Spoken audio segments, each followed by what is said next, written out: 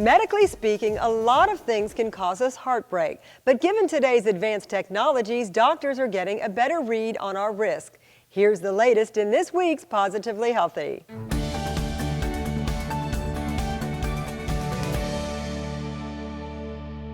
Cardiovascular disease continues to be the #1 killer in this country, but doctors know that some deaths may be avoided if people had timely heart screenings. For a routine screening, we get a personalized risk assessment.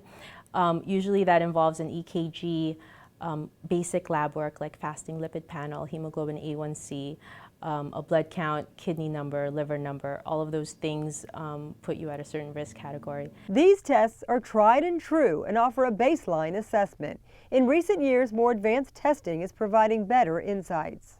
10, 15 years ago, we just had echocardiogram, and we didn't have Doppler. These are specialized techniques to ultrasound of the heart, basically, and these are more. They're becoming more specialized. Now we can look at strain imaging, and that tracks the motion of the muscle of the heart to show us if there's any deterioration or dysfunction of the heart muscle, and that could be a clue that a person is developing heart problems. Nuclear cardiology is also playing a more prominent role in identifying problems by generating a detailed snapshot in a very short time frame. We can take scans at a much quicker scan time. Before patients used to have to sit all day, but now they're much faster, and that also shows us any problems with heart blockages, reversibility. It just depends on the patient and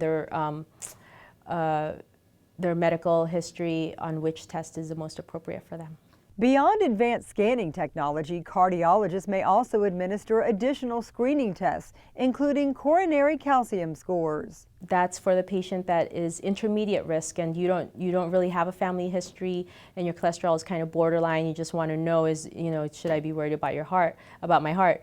Then we would do a coronary calcium score that will show if you have calcium or not, and those kind of things that we can kind of tailor and treat if necessary. Effective screening requires an understanding of who may benefit from a closer look.